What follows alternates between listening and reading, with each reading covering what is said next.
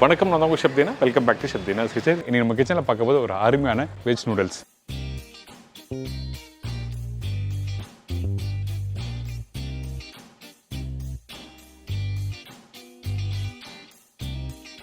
இதோட இந்த chilli chicken எப்படி பண்ணுறது பார்க்க போகிறோம்.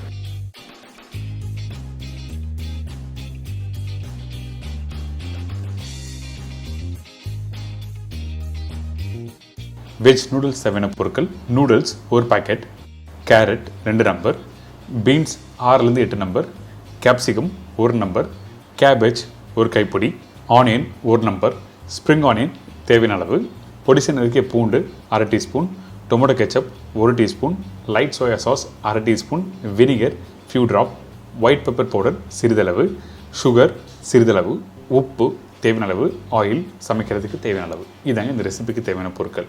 ஃபஸ்ட் நம்ம என்ன பண்ணுறோம்னா, இந்த நூடுல்ஸ் எப்படி பாயில் பண்ணுறது பார்க்க போகிறோம். நீங்கள் நார்மலாக வீட்டில் நூடுல்ஸ் பாயில் பண்ணும்போது சில பேர் நூடுல்ஸ் ஓவர் குக் பண்ணிங்கன்னா அந்த டைமில் நூடுல்ஸ் டாஸ் பண்ணும்போது உடைய ஆரம்பிக்கும். அதனால் கரெக்டாக எப்படி பாயில் பண்ணுறது சொல்லிட்டு நம்ம ஃபஸ்ட்டு பார்க்க போகிறோம்.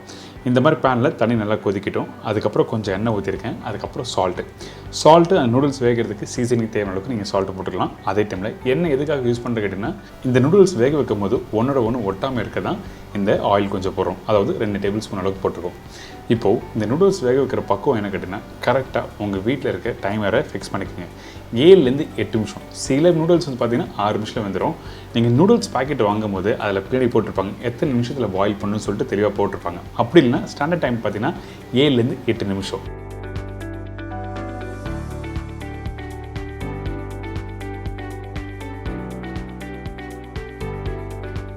இப்போ பாருங்கள், நூடுல்ஸ் ரெடி ஆகிடுச்சு. இதுக்கப்புறம் நம்ம என்ன பண்ணுறோம் கேட்டிங்கன்னா, இந்த நூடுல்ஸை கொஞ்சம் லைட்டாக சூடு ஆறணும். அதுக்கு பிறகு தான் பேனில் போட்டு டாஸ் பண்ண போகிறோம். சூடோடு போட்டு நீங்கள் டாஸ் பண்ணால் கண்டிப்பாக உடையும். அதே டைமில் அந்த வெஜிடபிள்ஸும் கரெக்டாக மிக்ஸ் ஆகாது.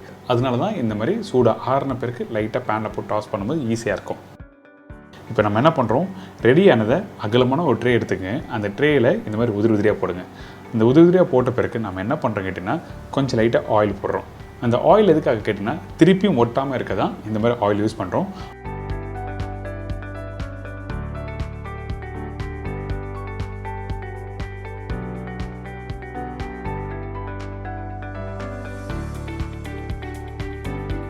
ஆயில் போட்ட பிறகு சூடு ஆறட்டும். கரெக்டாக ஒரு 10 நிமிஷம் சூடு ஆறின பிறகு எடுத்து பார்த்தீங்கன்னா இந்த மாதிரி நீட்டாக இருக்கும். பார்த்தீங்களா எப்படி இருக்குது? பாயில் பண்ண உடனே இந்த மாதிரி தான் வரணும். நூடுல்ஸ் பாயில் பண்ணுற பக்கம் ரொம்ப இம்பார்ட்டன்ட். வீட்டில் வெஸ்டர்ன் நூடுல்ஸ் பண்ணுறது ரொம்ப டைம் எடுக்காது. ஆனால் இந்த மாதிரி ப்ராசஸை சின்னதாக புரிஞ்சுட்டு நீங்கள் வீட்டில் பண்ணால் ரொம்ப நல்லாயிருக்கும். இதுக்கப்புறம் வெஜிடபிள்ஸ் நூடுல்ஸ் எப்படி டாஸ் பண்ணுறது பார்க்க போகிறோம். ஃபஸ்ட்டு நம்ம என்ன பண்ணுறோம், கொஞ்சம் எண்ணெய் ஊற்றுறோம். எண்ணெய் ஊற்றின பிறகு இந்த கடாயில் ஃபஸ்ட்டு எல்லா சைட்லேயும் அந்த எண்ணெயை வச்சு சீசன் பண்ணுங்கள். எதுக்காக கேட்டிங்கன்னா, இந்த வெஜிடபிள்ஸும் இந்த நூடுல்ஸும் போட்டு டாஸ் பண்ணும்போது ஒட்டாமல் கரெக்டாக வரணும். அதனால தான் இந்த மாதிரி எண்ணெய் ஊற்றி சீசன் பண்ணுறோம். எக்ஸஸாக இருக்க எண்ணெயை எடுத்துருங்க. அதிகபட்சம் 1 டேபிள் ஸ்பூன் போதும் இந்த குவான்டிட்டிக்கு நான் பண்ணுறதுக்கு. இதுக்கு பிறகு நம்ம என்ன பண்ணுறோம், பொடிசாக கட் பண்ணி வச்சுருக்க அந்த பூண்டு போட்ட உடனே ஆனியன், கேரட், பீன்ஸ், கேப்சிகம் எல்லாமே போடுறோம். இந்த வெஜிடபிள்ஸ் கட் பண்ணுற பக்குவம் என்ன கேட்டிங்கன்னா, அதாவது ஜூலின்னு சொல்லுவாங்க. தின் ஸ்லைஸை கட் பண்ணிவிட்டு அதுக்கப்புறம் இந்த மாதிரி நீட்டாக கட் பண்ணினா உங்களுக்கு கரெக்டாக இருக்கும். இப்போ கேரட் போட்டாச்சு, பீன்ஸ் போட்டாச்சு, குடமிளகம் போட்டாச்சு. அதே டைமில் முட்டைகோஸும் போட்டிருக்கோம். இந்த முட்டைகோஸ் நிறைய பேர் லோக்கல் ஃபாஸ்ட் ஃபுட்டில் பண்ணும்போது நூடுல்ஸ் கம்மி பண்ணுறதுக்காக கேபேஜ் அதிகமாக போட்டுருவாங்க. கேபேஜ் வந்து அதிகமான குவான்டிட்டி தான். எல்லாமே ஒரு ஈவன் குவான்டிட்டி போட்டிங்கன்னா உங்களுக்கு நல்லாயிருக்கும் ப்ரிப்பரேஷன் கம்ப்ளீட் பண்ணும்போது. அடுத்தது நம்ம என்ன பண்ணுறோம், இந்த சீசனிங் எல்லாமே இதில் போட ஆரம்பிக்கிறோம். தேவையான உப்பு, அதுக்கு பிறகு கொஞ்சோண்டு சுகர் போட்டிருக்கோம். இந்த சுகர் எதுக்காக கேட்டிங்கன்னா, அந்த வெஜிடபிள்ஸ் நூடுல்ஸை டாஸ் பண்ணும்போது உங்களுக்கு கலர் மாறாமல் இருக்கும். இதுக்கு பிறகு ஒயிட் பெப்பரும் அதிகமாக போடாது, சரிங்களா? இதுக்கு பிறகு இந்த வெஜிடபிள்ஸை அப்படியே டாஸ் பண்ணுறோம். டாஸ் பண்ணுற பக்குவம் என்ன கேட்டிங்கன்னா, அதிகபட்சம் நீங்கள் ஒரு 30% அளவுக்கு வதங்கிருக்கணும். ரொம்ப நேரம் வதக்கக்கூடாது. அப்படி வதக்கினீங்கன்னா அந்த வெஜிடபிள்ஸ் எல்லாமே வந்து ரொம்ப குக் பண்ண மாதிரி ஆகிடும். அந்த மாதிரி ஆகக்கூடாது. எப்போவுமே இந்த வெஜிடபிள்ஸ் க்ரன்ச்சியாக இருக்கணும். அப்போ தான் அந்த நூடுல்ஸோடு நீங்கள் சேர்த்து சாப்பிடும்போது அந்த க்ரன்ச்சினஸோடு இருந்தால் மட்டும்தான் சாப்பிட்றதுக்கு நல்லாயிருக்கும்.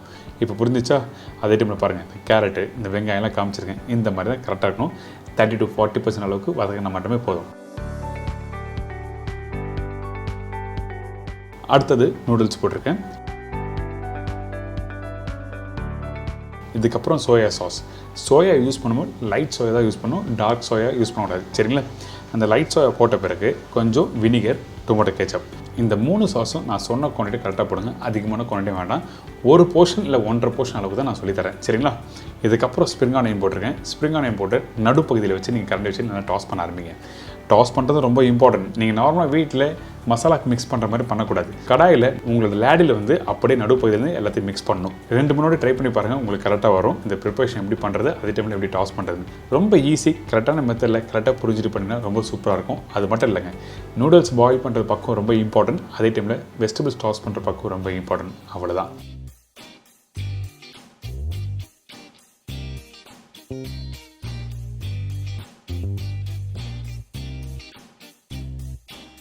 இது தொடர்ந்து ஒரு சூப்பரான இந்த சில்லி சிக்கன் எப்படி பண்ணுறது பார்க்க போகிறோம். சில்லி சிக்கனுக்கு தேவையான பொருட்கள்: சிக்கன் லெக் போன்லெஸ் 1/2 கிலோ, முட்டை 1 நம்பர், மைதா 2 table spoon, cornflour 2 table spoon, red chilli sauce 2 table spoon, bell peppers 1 bowl, பெரிய சைஸ் வெங்காயம் 1 நம்பர், பச்சை மிளகாய் 3 நம்பர், பொடிசை நறுக்கிய பூண்டு 1 டேபிள் ஸ்பூன், பொடிசை நறுக்கிய இஞ்சி 1/2 table spoon, pepper powder 3/4 teaspoon, aromatic powder 1 teaspoon, dark soya sauce 4 teaspoon, spring onion தேவையான அளவு, உப்பு தேவையான அளவு, எண்ணெய் சமைக்கிறதுக்கு தேவையான அளவு. இதாங்க இந்த ரெசிபிக்கு தேவையான பொருட்கள். இப்போ சில்லி சிக்கனை மேரினேட் பண்ண போகிறோம். அதனால் 1 முட்டை இந்த இடத்துல போட்டிருக்கேன் இந்த பவுலில். இதுக்கு பிறகு உப்பு, பிளாக் பெப்பர் பவுடர் போட்டிருக்கோம். இதுக்கப்புறம் அரோமேட்டிக் பவுடர், அதாவது சீசனிங் பவுடர் சொல்லுவாங்க. இந்த வெஜிடபிள்லாம் டாஸ் பண்ணுறதுக்கு எப்பவுமே ஒரு சீசனிங் பவுடர் யூஸ் பண்ணுவோம் ஹோட்டலில். இந்த சீசனிங் பவுடர் இல்லைன்னா பரவாயில்ல, நீங்கள் அப்படியே யூஸ் பண்ணலாம். இதுக்கப்புறம் கட் பண்ணி வச்சுருக்கேன் இந்த சிக்கன் பர்டிகுலராக நீங்கள் யூஸ் பண்ணுறது வந்து கேட்டிங்கன்னா பிரஸ்ட் யூஸ் பண்ணக்கூடாது, லெக் போன்லெஸ் மட்டும்தான் யூஸ் பண்ணணும். அப்போ தான் சிக்கன் குக் பண்ணி முடித்த பிறகு உங்களுக்கு நல்லா ஜூஸியாக இருக்கும், டாஸ் பண்ணி சாப்பிடும்போது நல்லாயிருக்கும். பிரஸ்ட்டு யூஸ் பண்ணால் நூல் மாதிரி ஆகிடும். அந்த ஒரு காரணத்துக்காக நான் பிரஸ்ட் பகுதியை யூஸ் பண்ணாமல் லெக் போன்லெஸ் யூஸ் பண்ணுறேன். இதெல்லாம் போட்ட பிறகு முட்டை மிளகுத்தூளோட சிக்கன் நல்லா மிக்ஸ் பண்ணுங்கள். மிக்ஸ் பண்ணி முடித்த பிறகு உங்களுக்கு அந்த சீசனிங் எல்லாமே இறங்கும். அதுக்கு பிறகு கோட்டிங் நம்ம என்ன பண்ணுறோன்னா மைதா மாவு 2 table spoon, cornflour 2 table spoon போடுறோம். எதுக்காக இந்த மாதிரி மைதா மாவு கார்ன்ஃப்ளவர் போடுறோங்கிட்டிங்கன்னா அப்போ தான் அந்த சிக்கனோட கோட்டிங் ஆனால் தான் உங்களுக்கு சாப்பிட்றதுக்கு நல்லாயிருக்கும். அதே டைமில் அதிகமான மைதா மாவும் கார்ன்ஃப்ளவரும் இருக்கக்கூடாது. அப்படி இருந்தால் ஃப்ரை பண்ணி முடித்த பிறகு உங்களுக்கு பஜ்ஜி மாதிரி ஆகிடும். அதனால் தேவையான அளவுக்கு கரெக்டான மாவை போட்டு நல்லா மிக்ஸ் பண்ணுறோம்.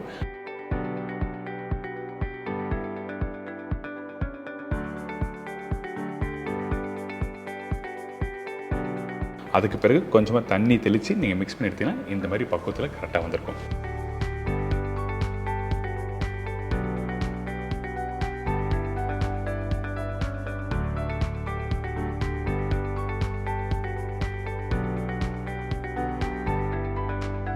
இந்த பேட்டர் இந்த மாதிரி தான் இருக்கணும். சிக்கனோட மிக்ஸ் பண்ணி முடிச்ச பிறகு அடுத்தது இந்த எண்ணெய் சூடாக இருக்குது. இந்த சிக்கன் பீஸை 1 by 1 போட்டு குக் பண்ணுங்கள். இந்த சிக்கன் குக் பண்ணும்போது ரொம்ப நேரம் குக் பண்ணக்கூடாது. அதாவது சுக்கா ஸ்டைல் ஆயிடுச்சுன்னா கண்டிப்பாக அந்த மசாலா டாஸ் பண்ணும்போது நல்லா இருக்காது. அதனால் கரெக்டான பக்குவத்தில் இந்த சிக்கனை குக் பண்ணி எடுத்துருங்க.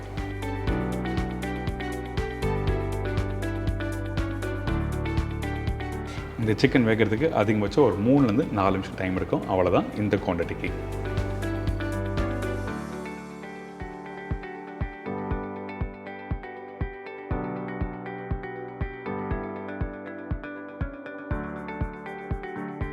இப்போ இந்த சிக்கன் ரெடி ஆகிடுச்சுல, ரெடியான சிக்கனை அப்படியே இன்னொரு பிளேட்டில் ட்ரான்ஸ்ஃபர் பண்ணி வச்சுருக்கேன். இந்த மாதிரி சிக்கன் எடுத்து நீங்கள் ஃப்ரைட் ரைஸ், நூடுல்ஸ் இந்த மாதிரி ரெசிபிக்கு எல்லாத்துக்கும் யூஸ் பண்ணலாம். இதுக்கப்புறம் நம்ம மசாலா ரெடி பண்ண போகிறோம். அதனால் இந்த பேனில் 1 டேபிள் ஸ்பூன் எண்ணெய் மட்டும்தான் போட்டிருக்கேன். அதிகமான எண்ணெய் யூஸ் பண்ண வேண்டாம். இதுக்கப்புறம் பொடிசாக கட் பண்ணி வச்சுருக்கேன் இந்த பூண்டு, இஞ்சி போட்டிருக்கோம். பூண்டோட அளவு அதிகமாக இருக்கும், இஞ்சியோட அளவு கம்மியாக இருக்கும். இந்த இஞ்சி பூண்டு போட்ட பிறகு லைட்டாக வதக்க ஆரம்பிங்க. கொஞ்சம் கலர் மாறல. அதுக்கு பிறகு 2 டேபிள் ஸ்பூன் வெங்காயம் போடுறோம்.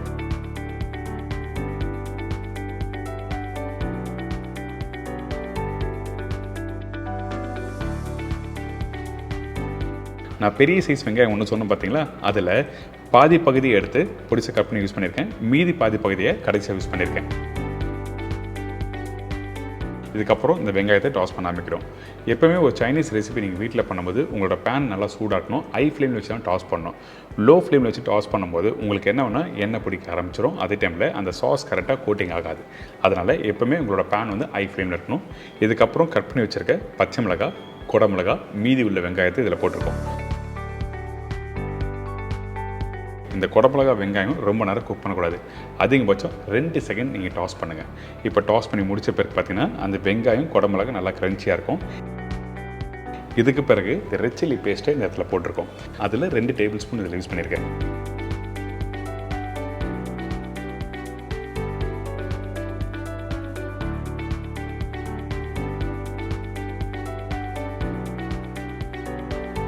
இப்போது இந்த ரெட் சில்லி பேஸ்ட்டு போட்ட பிறகு நல்லா டாஸ் பண்ணுங்கள். அதே டைமில் கொஞ்சோண்டு தண்ணி, அதாவது ஒரு அரை குழி கண்டி அளவுக்கு தண்ணி ஊற்றி இந்த மசாலாவை டைல்யூட் பண்ணுறோம். இதுக்கப்புறம் 4 teaspoon dark soya sauce use பண்ணியிருக்கேன். இந்த இடத்துல லைட் சோயா சாஸ் யூஸ் பண்ணல. லைட் சோயா சாஸில் உப்பு அதிகமாக இருக்கும், அதனால் டார்க் சோயா சாஸ் யூஸ் பண்ணியிருக்கோம். சரிங்களா? இப்போ இந்த சோயா சாஸ் போட்ட பிறகு நல்லா மிக்ஸ் பண்ணுறோம். உங்களுக்கு தண்ணி தேவைப்பட்டால் இந்த இடத்துல கொஞ்சோண்டு தண்ணி யூஸ் பண்ணிக்கலாம், அதாவது அந்த சாஸ் குக் பண்ணுறதுக்கு தேவையான அளவுக்கு.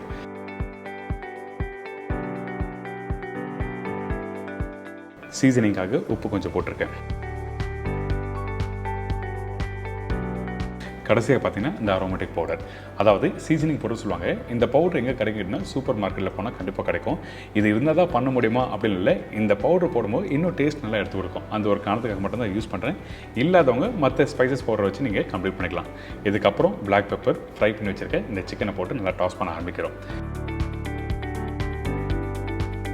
இந்த சிக்கன் போட்ட பிறகு ஹை ஃப்ளேமில் வச்சு நல்லா டாஸ் பண்ணுங்கள். டாஸ் பண்ணும்போது அந்த சிக்கனும் அந்த மசாலாவும் ஒன்றோட ஒன்று நல்லா சேர ஆரம்பிக்கும்.